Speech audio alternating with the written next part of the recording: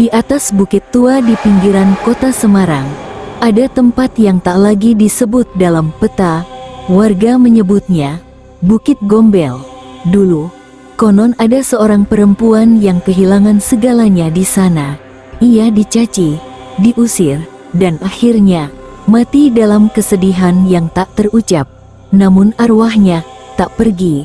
Sejak malam itu, setiap anak yang menangis sendirian, setiap jiwa yang tersesat di jalan sunyi, konon selalu ada yang mendekat, menyentuh lembut, lalu berbisik, "Jangan takut, nak, ibu di sini."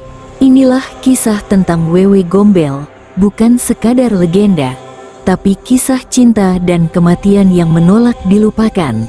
Dan malam ini, kisah itu akan hidup kembali. Malam itu, angin bertiup kencang di perbukitan pinggir kota Semarang.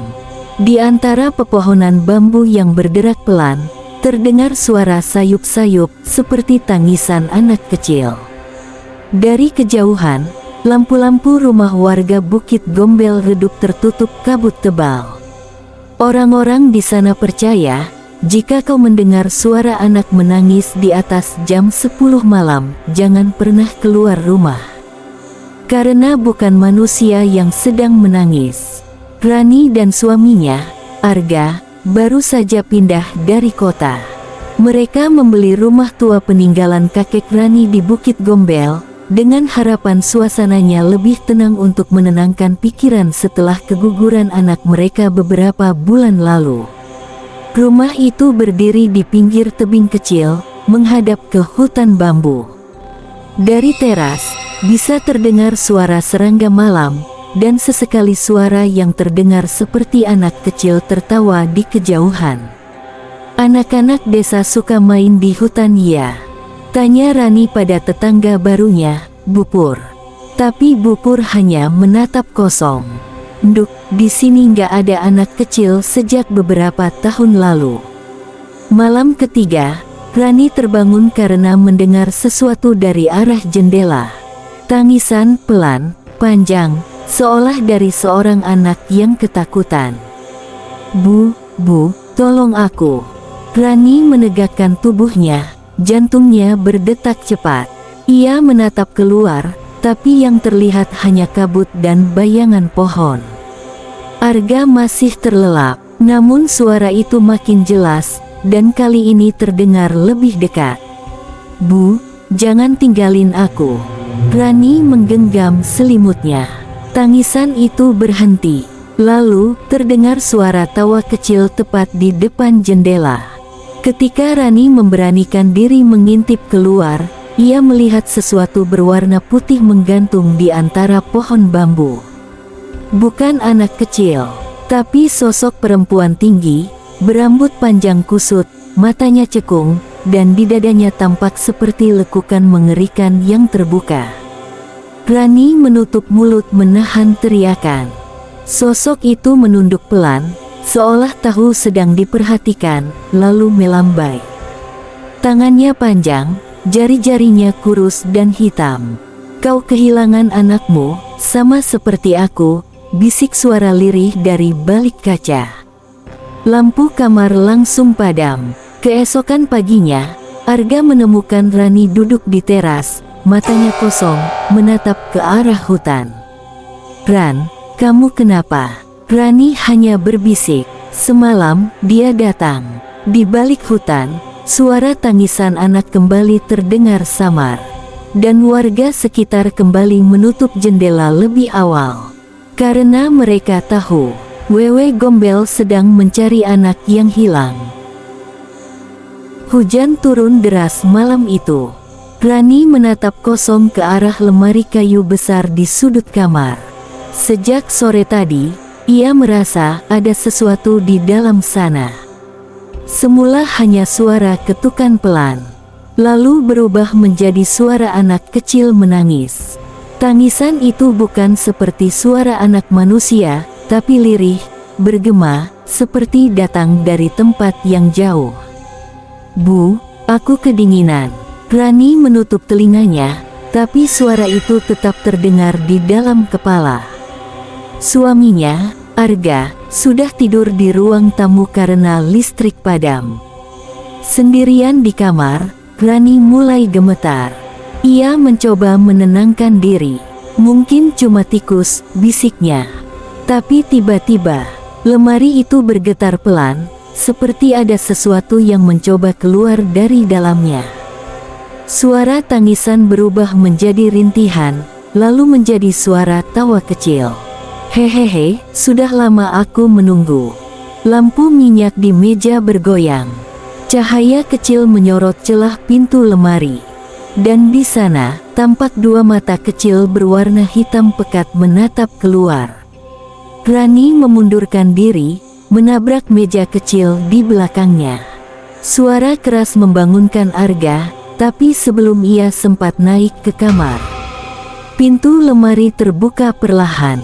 Dari dalam muncul tangan kurus panjang, kuku hitam kotor, lalu wajah pucat seorang perempuan dengan rambut panjang kusut menjulur. Tubuhnya melengkung aneh, dan dari dadanya tampak sesuatu berdenyut seperti rongga terbuka. Kau kehilangan anakmu, bukan? Biarkan aku menjaganya. Rani menjerit, namun suaranya tertelan oleh angin dan hujan di luar rumah. Saat Arga berlari masuk, kamar sudah kosong. Hanya ada lemari yang terbuka lebar. Dan di dalamnya, tergeletak boneka kecil berlumur lumpur yang tak pernah mereka miliki. Sejak malam itu, Rani sering terdengar berbicara sendiri di kamar. Kadang ia menatap jendela dan tersenyum, seolah ada seseorang di luar sana. Tetangga mulai berbisik, katanya Wewe Gombel telah memilih penggantinya. Di luar rumah, suara tangisan anak itu kini terdengar lebih dekat dari sebelumnya.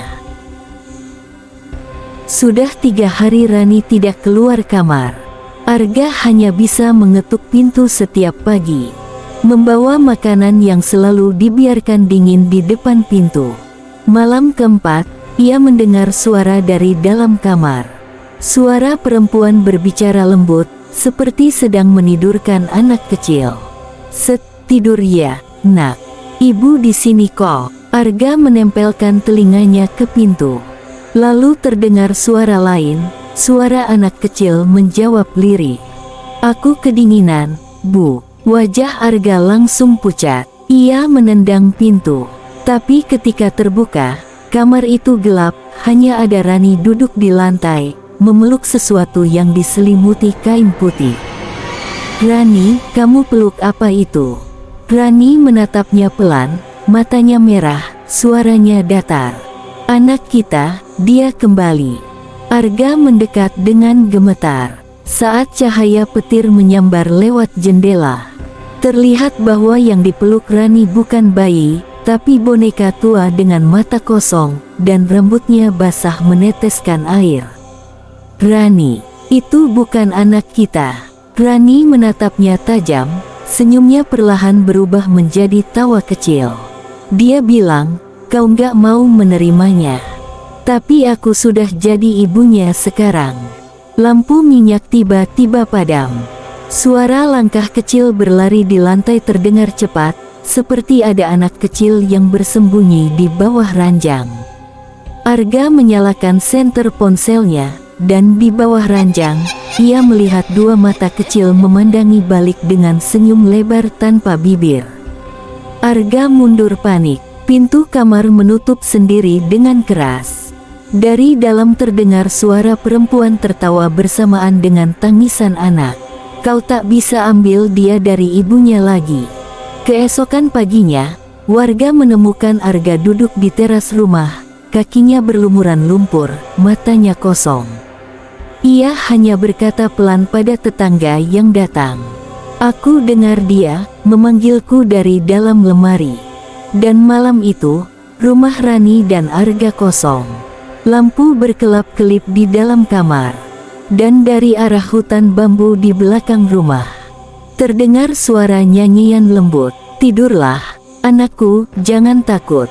Ibu sudah datang menjemput. 3 hari setelah Rani dan Arga menghilang, desa di lereng Bukit Gombel mulai diliputi keresahan. Setiap malam, warga mendengar suara anak-anak tertawa di sekitar rumah kosong mereka. Disusul dengan nyanyian lembut dari arah hutan bambu di belakang. Pak Lurah, yang khawatir, memutuskan memanggil beberapa warga dan seorang dukun tua. Mbah Darmo, orang yang dulu dikenal bisa berurusan dengan makhluk halus. Malam itu, mereka datang ke rumah Rani membawa obor dan dupa. Begitu memasuki halaman, udara terasa berat. Bau tanah basah bercampur dengan aroma anyir seperti darah lama. "Jangan banyak bicara," kata Mbah Darmo pelan. "Kalau dengar suara memanggil, jangan jawab." Mereka melangkah ke dalam rumah. Dindingnya berjamur, lantainya penuh lumpur. Dan di ruang tengah, tergeletak boneka-boneka kecil yang rusak dengan mata bolong. Mbah Darmo menyalakan dupa, komat kamit membaca doa. Asap menebal, lalu tiba-tiba terdengar suara langkah kecil di loteng. "Siapa di atas?" teriak salah satu warga. Tapi yang menjawab bukan manusia, melainkan tawa kecil yang menggema dari segala arah. Tiba-tiba, dari loteng jatuh gumpalan kain putih yang kotor, menimpa lantai. Saat dibuka, di dalamnya ada pakaian anak-anak kecil. Basah, berlumuran lumpur, dan di antara pakaian itu, ada rambut manusia terjerat tali rafia. Mbah Darmo memejamkan mata, suaranya berat.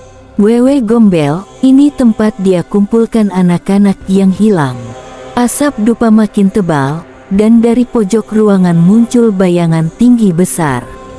Rambutnya panjang menjuntai sampai lantai, matanya merah. Dan tangannya memegang sesuatu yang menyerupai bayi kecil berbalut kain. Mereka tak pernah disayang orang tuanya. Suaranya berat, serak, penuh dendam. "Aku hanya memberi mereka tempat yang hangat." Salah satu warga menjerit, mencoba lari, tapi pintu tertutup sendiri. Lampu obor padam, gelap total. Hanya terdengar napas berat dan langkah kaki kecil yang berlari mengelilingi mereka. "Dia sudah datang," bisik Mbah Darmo. "Jangan pandang matanya, jangan lihat wajahnya." Namun terlambat, salah satu warga menyorotkan senter ke arah bayangan itu. Dan dalam sekejap, tubuhnya terhempas ke dinding. Wajahnya tergores seperti dicakar sesuatu yang sangat tajam. Mbah Darmo menancapkan paku ke tanah dan mulai membaca mantra keras-keras. Suara tangisan anak-anak bergema dari segala arah. Dari bawah lantai terdengar suara ketukan seperti ada yang ingin keluar. Tanah di bawah mereka mulai bergoyang. Dan tangan-tangan kecil muncul dari sela papan lantai, meraih ke udara. "Tolong, Ibu, jangan tinggalin kami." Obor menyala sendiri, dan Mbah Darmo menatap ngeri. Mereka, roh anak-anak yang disembunyikan Wewe Gombel. Malam itu hanya Mbah Darmo yang keluar dari rumah. Tubuhnya gemetar, rambutnya memutih sebagian. Sebelum pergi, ia hanya berbisik, "Rumah itu jangan didekati. Di dalamnya, masih ada anak-anak yang belum dilepaskan." Setelah kejadian malam itu, desa Gombel menjadi sunyi dan menakutkan. Tak ada lagi yang berani melewati rumah Rani, apalagi mendekati bukit di belakang rumah itu. Namun setiap tengah malam, selalu ada suara tangisan anak kecil yang terdengar dari arah bukit. Tangisan lirih, kadang disertai tawa kecil. Dan di sela-selanya terdengar nyanyian lembut perempuan. "Tidurlah, anakku, jangan menangis. Ibu akan datang membawa cahaya." Warga percaya itu suara Wewe Gombel, penunggu lama bukit yang mengambil anak-anak yang disia-siakan orang tuanya. Tapi suatu malam, seorang bocah bernama Niko menghilang. Ia terakhir terlihat bermain di tepi hutan, mencari layang-layangnya yang tersangkut di pohon. Orang tuanya panik, dan Pak Lurah segera memanggil Mbah Darmo lagi. "Bah, tolong, anak saya hilang." Kami dengar tangisan dari arah bukit. "Aku tahu," jawab Mbah Darmo pelan. "Tapi kalau kita ke sana, kita harus siap, karena bukan cuma anakmu yang ada di sana." Malam itu mereka membawa obor dan dupa, menuju jalan setapak menuju Bukit Gombel. Udara malam terasa pekat, pohon bambu berderit seperti menangis tertiup angin. Setiap langkah terasa seperti ada mata yang memperhatikan dari kegelapan. Begitu sampai di tengah bukit, mereka melihat cahaya kuning berpendar di antara pepohonan. Suara tangisan anak kecil semakin jelas. Niko, anak itu menangis memanggil ibunya. "Ibu, tolong, aku kedinginan." Tanpa pikir panjang, ibunya berlari. Namun Mbah Darmo cepat menarik tangannya. "Bukan anakmu yang bicara. Itu suaranya, tapi bukan jiwanya." Dari balik kabut, muncul sosok tinggi berambut panjang. Kulitnya pucat seperti abu, dan di dadanya menggantung tangan-tangan kecil seolah menempel di sana. "Mereka tak ingin kembali." Suaranya berat, bergema di antara pepohonan. "Aku hanya menyayangi mereka lebih dari siapapun." Mbah Darmo menancapkan tongkat kayunya ke tanah, membakar dupa, membaca doa dengan suara gemetar. Kabut menebal, angin berhenti, dan satu persatu, bayangan anak-anak kecil muncul di sekeliling mereka. Mata mereka kosong, bibir mereka tersenyum kaku. "Kami tak mau pulang. Kami sudah punya ibu di sini." Ibunya Niko menjerit, tapi Niko muncul di antara mereka. Wajahnya pucat, matanya sayu. "Ibu, jangan ambil aku, dia baik padaku." Wewe Gombel menatapnya dengan tatapan lembut tapi mengerikan. "Lihat, dia tak menderita lagi." Manusia hanya tahu melahirkan, tapi tak semua bisa menyayangi. Petir menyambar di langit, cahaya putih memantul dari mata makhluk itu. Dan suara anak-anak menangis bersamaan. Mbah Darmo berteriak membaca mantra terakhir. Dan tanah di bawah mereka bergetar keras. Angin berputar, dan semua sosok itu menghilang dalam kabut tebal. Ketika semua mereda, hanya Niko yang tertinggal, terbaring di tanah dengan mata terbuka lebar, tubuhnya dingin. Dan di tangannya tergenggam potongan rambut panjang berwarna hitam pekat. Sejak malam itu, tangisan dari Bukit Gombel tak pernah terdengar lagi. Tapi warga bilang, setiap malam Jumat, di dekat sungai, masih ada yang melihat sosok perempuan berambut panjang memandikan anak-anak kecil di bawah sinar bulan.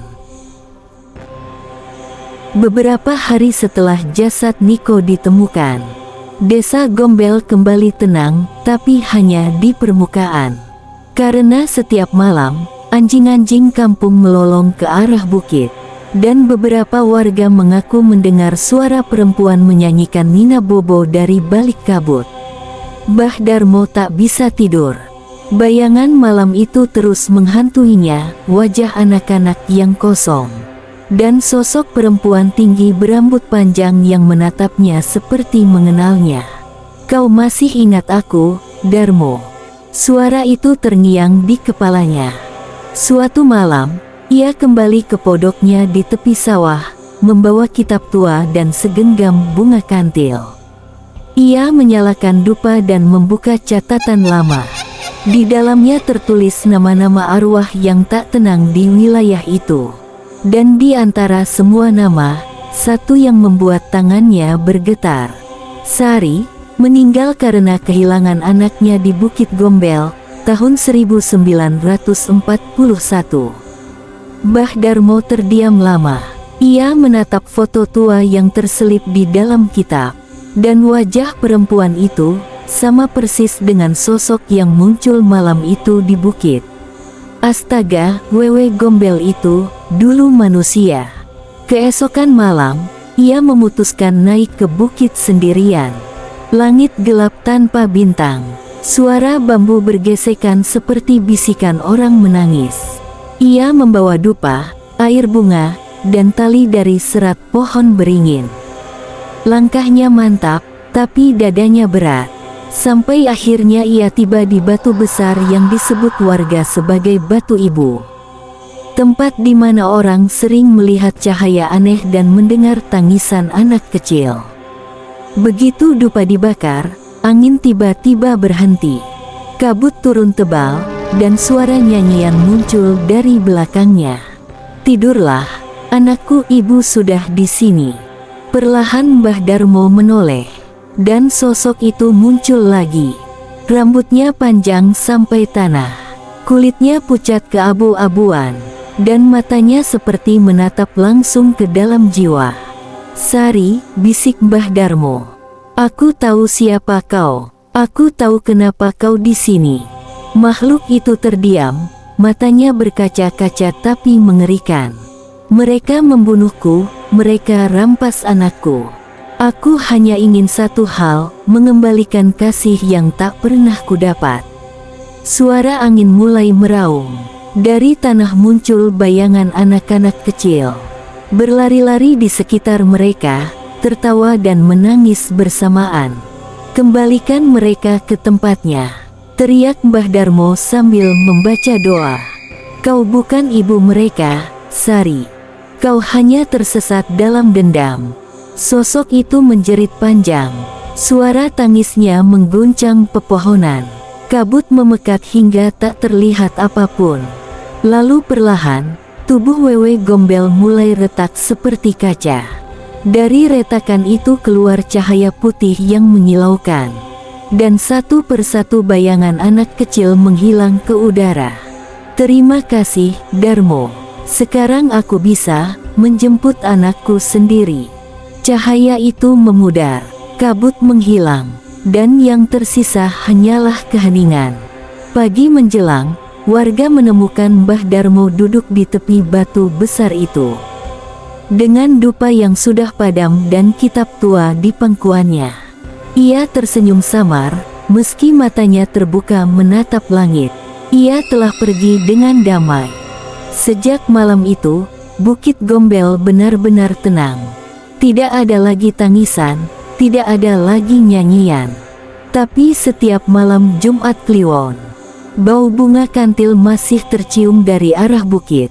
Dan kadang, terdengar suara lembut berkata pelan di telinga siapapun yang lewat. "Jagalah anakmu baik-baik, sebelum seseorang dari dunia lain melakukannya untukmu." Sejak kepergian Mbah Darmo, Desa Gombel mulai kembali hidup perlahan. Anak-anak kembali bermain di sawah. Dan para ibu tak lagi melarang anak mereka keluar setelah maghrib. Namun, meski suasana tampak tenang, masih ada bayangan samar yang tak bisa dihapus begitu saja.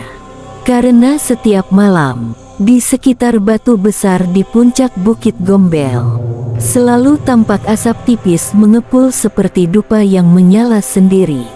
Pak Lurah kadang datang berziarah ke sana, membawa bunga melati dan menyalakan lilin kecil. Ia berdoa, lalu berbisik pelan, "Terima kasih, Mbah, sudah menenangkan arwah mereka." Tapi suatu malam Jumat, seorang petani bernama Seno yang sedang melewati bukit, melihat sesuatu yang membuat darahnya berhenti mengalir. Di bawah sinar bulan purnama, ia melihat seorang lelaki tua berdiri di samping batu besar, menyalakan dupa dan berbicara seperti sedang menenangkan seseorang. Ketika Seno mendekat, ia melihat wajah itu, wajah Mbah Darmo. "Mbah," panggil Seno dengan suara gemetar. Sosok itu menoleh perlahan. Matanya kosong, tapi bibirnya tersenyum. "Sudah malam, anak-anak harus tidur, Seno." Dan sebelum Seno sempat mundur, angin bertiup kencang, dan tubuh sosok itu larut dalam kabut, meninggalkan hanya aroma bunga kantil yang pekat di udara. Sejak malam itu, rumor baru mulai beredar di desa. Orang-orang bilang, Setiap kali seorang anak hampir tersesat atau diculik, akan ada bayangan tua berkopiah hitam yang muncul tiba-tiba, menggendong anak itu pulang sampai ke rumah. Kadang, suara lembut terdengar di telinga si anak yang ketakutan. "Pulanglah, ibumu menunggu." Dan tak lama setelah itu, aroma dupa tercium. Sebelum bayangan itu hilang ditelan angin malam, kini, Bukit Gombel menjadi tempat yang tabu tapi sakral. Warga tak berani berbuat sembarangan di sana, karena mereka percaya arwah Mbah Darmo dan Sari masih berjaga. Satu sebagai penjaga dunia manusia, dan satu lagi, penjaga jiwa-jiwa kecil yang tersesat. Di malam sunyi, kadang terdengar suara lembut dari arah bukit. Dua suara berbeda, namun selaras. "Tidurlah, anakku. Dunia ini terlalu kejam untukmu." Hujan turun deras malam itu. Petir membelah langit, menerangi siluet bukit yang diselimuti kabut tebal. Warga desa berlarian menutup jendela, sementara gonggongan anjing bersahut-sahutan, tanda sesuatu sedang bergerak dari arah hutan. Di tengah badai, suara tangisan anak kecil terdengar lagi. Tapi kali ini, bukan satu, puluhan, seperti datang dari berbagai arah bukit, dari balik tanah, dari dalam hutan, dari udara. Pak Lurah dan beberapa warga nekat naik ke bukit membawa obor dan doa. Mereka ingin memastikan kabar yang beredar, bahwa roh anak-anak yang dulu hilang kembali menangis, mencari ibu mereka. Di puncak bukit, mereka melihat batu besar itu. Batu ibu, kini terbelah dua. Dari dalam celahnya keluar cahaya merah pekat, seperti bara yang menyala di perut bumi. Suara tawa kecil bercampur tangis mengelilingi mereka. Dan angin berputar kencang membawa aroma dupa dan bunga kantil. "Astaga, ini bangkit lagi!" seru Pak Lurah dengan wajah pucat. Tiba-tiba dari dalam cahaya itu muncul dua sosok. Satu perempuan berambut panjang, wajahnya kini tak seram, tapi sedih. Satu lagi lelaki tua berkopiah hitam, matanya sayu namun berwibawa. "Itu Sari dan Mbah Darmo. Kenapa kalian kembali?" tanya Pak Lurah dengan gemetar. Sari menatapnya, suaranya lembut tapi menggema di seluruh bukit. "Kami tak bisa pergi, selama masih ada anak-anak yang menangis di dunia ini. Mereka memanggil kami, meminta tempat, meminta kasih," tambah Mbah Darmo pelan. "Dan malam ini, pintu antara dunia kami dan dunia kalian terbuka lagi." Angin berhenti sejenak, kabut menggumpal membentuk bayangan anak-anak kecil, mengelilingi kedua arwah itu dengan wajah polos dan kosong. Lalu bumi berguncang, cahaya merah berubah menjadi putih menyilaukan. Suara petir menyambar begitu dekat hingga obor-obor padam serentak. Warga berlutut, menutup telinga dari suara tangisan yang berubah jadi teriakan pilu. "Biar kami jaga mereka, agar dunia kalian tenang." Suara Sari bergema lirih. Karena manusia tak selalu bisa menjadi ibu yang baik. Tubuh Sari dan Mbah Darmo mulai larut dalam cahaya. Sementara bayangan anak-anak perlahan hilang satu persatu. Hujan mereda, kabut menipis, dan saat semuanya berakhir, batu ibu telah tertutup kembali, seolah tak pernah terbelah. Pagi menjelang, di kaki bukit ditemukan puluhan bunga kantil yang masih segar, berserakan di tanah dengan aroma dupa yang lembut. Tak ada jejak kaki, tak ada tanda ritual. Hanya kesunyian yang menenangkan, tapi menusuk hati. Sejak hari itu, tak pernah ada anak hilang lagi di desa Gombel. Tapi setiap kali hujan turun di malam Jumat Kliwon, selalu terlihat dua bayangan samar berdiri di puncak bukit. Seorang perempuan berambut panjang dan seorang lelaki tua berkopiah hitam. Mereka berdiri diam, menatap ke arah desa. dan di antara gemuruh hujan, terdengar suara pelan penuh kasih. Jaga mereka baik-baik, sebelum kami datang menjemput lagi. Waktu berjalan, tahun demi tahun berlalu, dan kisah tentang Wewe Gombel perlahan menjadi legenda yang diceritakan dari mulut ke mulut. Anak-anak desa tumbuh dewasa, dan setiap generasi diberi pesan yang sama. Jangan biarkan anakmu menangis sendirian di malam hari, karena ada sosok dari bukit yang mendengar dan mengasihinya, bahkan lebih dari ibunya sendiri. Bukit itu kini tenang, diselimuti pohon bambu tua yang melambai pelan diterpa angin. Sesekali, burung hantu bersuara, dan suara bambu yang bergesekan terdengar seperti napas panjang dari dunia lain. Beberapa peziarah masih datang setiap malam Jumat Kliwon, membawa bunga kantil dan dupa, meletakkannya di bawah batu besar yang disebut warga Batu Ibu. Mereka tak berani berlama-lama, karena kadang, saat dupa mulai habis terbakar, akan terdengar bisikan lembut di telinga mereka. "Terima kasih, sudah mengingat kami." Suatu ketika, seorang pendatang baru, seorang guru dari kota, menyewa rumah di desa itu. Malam pertama ia mendengar sesuatu dari arah bukit. Suara lembut, seperti seseorang menidurkan anak kecil. Ia membuka jendela, dan di bawah sinar bulan ia melihat dua bayangan samar berdiri di puncak bukit.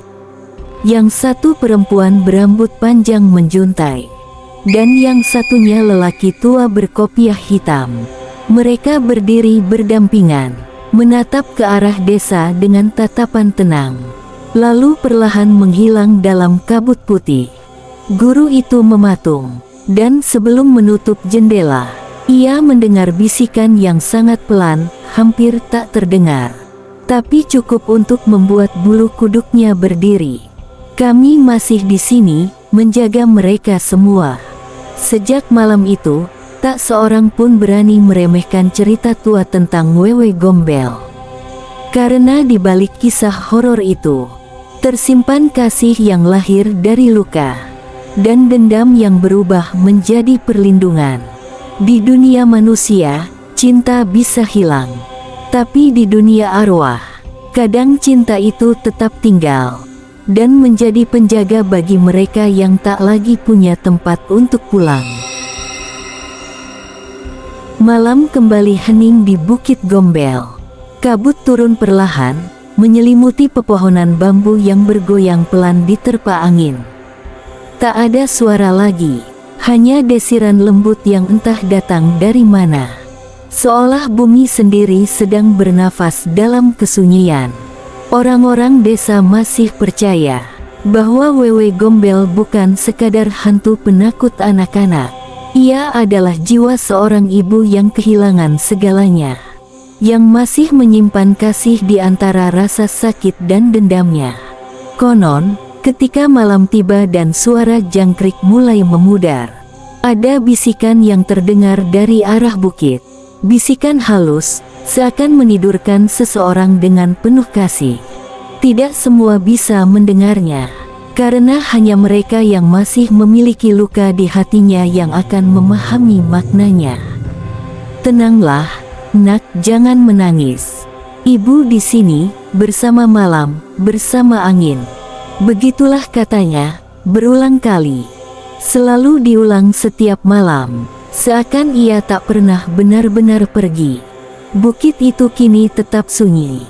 Namun setiap angin bertiup, setiap daun bambu bergesekan, orang-orang tahu, ada yang masih tinggal di sana. Menjaga anak-anak yang sendirian, mengawasi jiwa yang terluka, dan terus mencintai. Meski cinta itu kini hanya tinggal bayangan di antara kabut, Wewe Gombel bukan lagi sekadar legenda. Ia adalah kisah tentang kasih yang menolak mati. Dan setiap kali malam tiba, ingatlah, ada cinta yang bahkan kematian pun tak mampu memisahkan.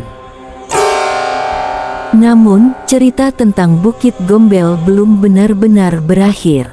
Beberapa minggu setelah kejadian itu, desa kembali digemparkan oleh hilangnya seorang anak kecil. Anak itu terakhir terlihat berjalan sendirian di tepi hutan, membawa boneka lusuh, dan tersenyum, seolah sedang mengikuti seseorang yang hanya bisa ia lihat sendiri. Malam itu, angin bertiup lebih dingin dari biasanya. Suara bambu di puncak bukit terdengar seperti bisikan perempuan yang memanggil. Dan dari kejauhan, warga melihat cahaya lentera kecil bergerak perlahan menuju arah hutan. Sejak malam itu, tak ada yang berani keluar rumah setelah senja. Karena mereka tahu, Wewe Gombel belum selesai menuntaskan kisahnya. Dan mungkin, yang hilang kali ini bukan sekadar anak kecil, tapi juga seseorang yang tanpa sadar telah memanggil arwah itu kembali.